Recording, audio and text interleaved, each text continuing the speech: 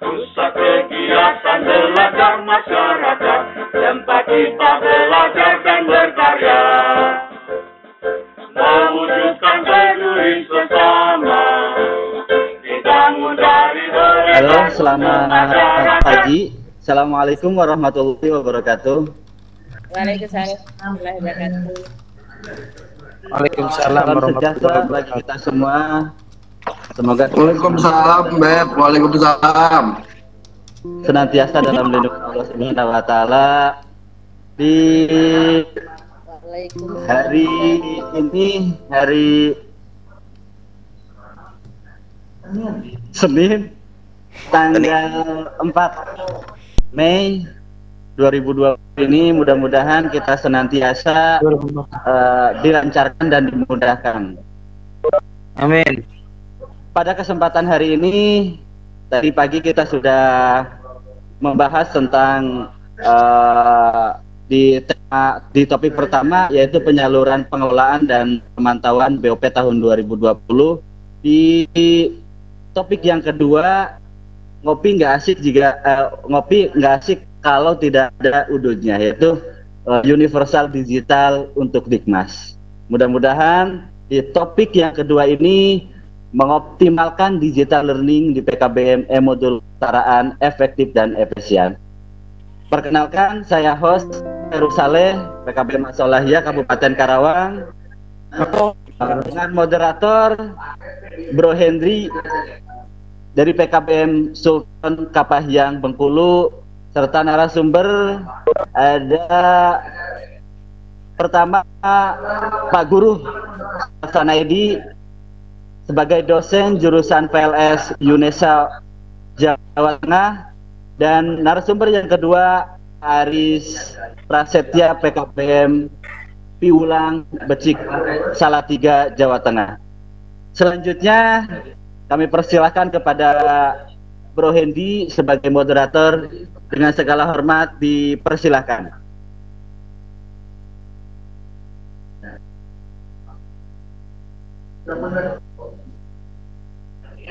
Halo Pak Hendri.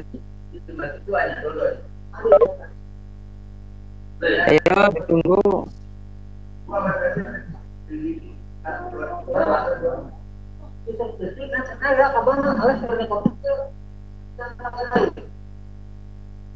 Pak Hendri.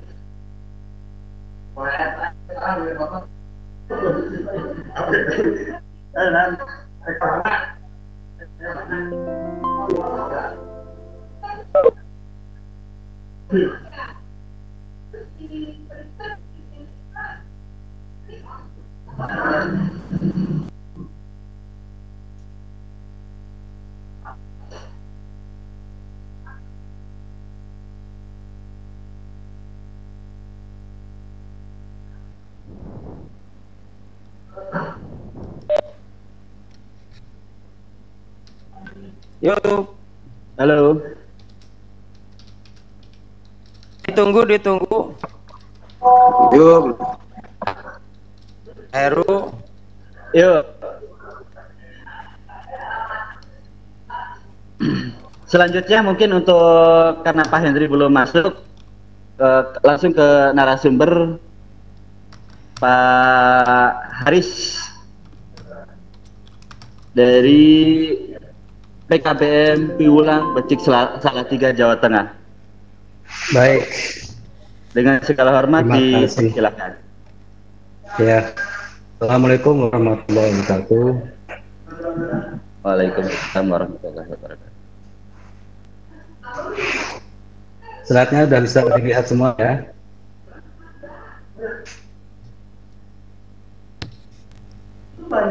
Ya. Baik. Ya, nama saya Aris Prasetya dari PKBM Piulang Becik Salatiga. Saya sangat dengan Mas Guru nanti akan bercerita tentang digitalisasi, atau sebenarnya learning management system yang bisa digunakan di PKBM seluruh Indonesia. Saat ini saya akan cerita tentang start dari lebih dahulu.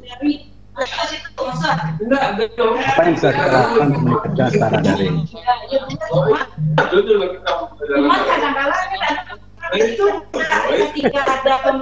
Secara daring ini sejarahnya cukup menarik karena berkembang dari PKBM daerah di Bandung lebar di Jalan Jagagiri. Nanti bersama dengan Paudikmat dan Siang. Dulu dikenal dengan sekedar, waktu itu hanya partai kecil. Nah, kemudian berkembang terus sehingga digunakan di seluruh Indonesia. Dan saat ini secara daring terintegrasi dengan sumber belajar, di mana kita bisa mengakses modul-modul yang tersedia dengan mudah. Tapi secara daring ini tuh bukan sendirian. Banyak sekali learning management system yang ada sekarang. Ada Moodle, ada Elekta, ada Google Classroom, ada Edmodo, dan sebagainya. Di mana semuanya itu menawarkan berbagai macam kemudahan dan fasilitas yang baik. Karena seperti Google Classroom disupport oleh Google, Microsoft Office 365 dengan Microsoft. Jadi itu perusahaan-perusahaan besar. Microsoft datang barusan, mereka sangat besar. Ada juga model dari open source. Mereka membandelnya integrasi pengembangan cloud.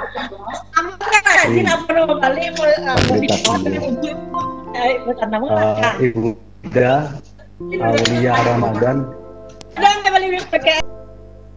Nah, kemudian ada fasilitas email, virtual classroom, video conference, dan salah satunya adalah membuat soal.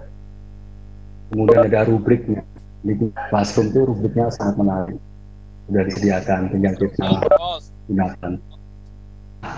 Pun begitu, dari survei yang kemarin, walaupun itu hanya di PKBM saja ya. Jadi WhatsApp menempati 764 karena memang kebanyakan kita sudah terbiasa dengan WhatsApp, dikirim, kemudian mereka menjawab, soalnya dijawab dan dikirim ulang. Tapi secara daring ternyata masih menempati posisi yang lumayan, 218 pengguna. Google Classroom di bawahnya, Rumah Belajar, Zoom, bagian di bawahnya. Artinya, dari survei ini, secara daring masih banyak yang digunakan. Nah, kenapa masih digunakan? Karena kelebihannya adalah sederhana. Secara daring ini memang punya fasilitas banyak, sehingga sederhana sekali. Dan sudah disosialisasikan ke berbagai daerah. Hasil dari terakhir data secara daring digunakan oleh 1025 satuan pendidikan, itu banyak. Kemudian 7.600 tutor atau guru dan 21.000 siswa. Walaupun secara daring ini punya banyak kelemahan.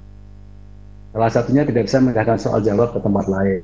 Jadi kalau kita memakai Google Form atau Microsoft Form, itu bentuknya file. Sehingga kita mudah untuk mengkopinya ke tempat lain. Dari kelas satu ke kelas lain, kemudian mengeditnya, dan sebagainya. Tapi kalau di secara daring belum bisa. Kemudian username yang kita buat itu kita nggak bisa, nggak ada fasilitas untuk menghapusnya. Jadi kalau kita salah, kita nggak bisa hapus. Tapi kita keluarkan dari ruang belajarnya, kemudian kita create baru lagi. Tapi administrasinya tentu tidak mudah, menjadi tidak mudah. Nah, kemudian konten di secara daring ini modulnya banyak ya, masih salah, kurang teliti. Kita sudah banyak organ ini ke Siamolek, tapi mungkin karena terlalu banyak ya, sehingga masih belum ada editnya. Dan beberapa modul akhirnya ditarik. Nah, oke, sekarang kita berbicara tentang apa peranan forum PKBM atau kita ini dalam meningkatkan layanan daring ini. Salah satunya adalah gotong royong. memang yang paling utama sebenarnya sekarang ini bisa kita lakukan adalah tentang kontennya. Jadi apapun bentuk learning management sistemnya atau sistem daringnya, yang penting adalah kontennya, yaitu soalnya berkualitas. Kemudian modulnya itu juga bagus. Yang selama ini saya lihat, proofreadernya itu nggak ada. Jadi modul dilempar dengan banyak kesalahan. Padahal dengan skip bentar saja kita udah tahu, ini modul ini banyak yang salah. Bahkan salah ketik itu mestinya nggak terjadi. Itu masih ada salah ketik. Masih ada salah soal lagi. Ada lagi yang salah jawabnya. Ada yang soal tanya jawabnya itu tidak berhubungan dengan bab itu sendiri. Jadi dia ngelompat. Itu yang bisa kita lakukan. Nah, gotong royongnya yang biasa terjadi adalah dengan musyawarah guru mata pelajaran.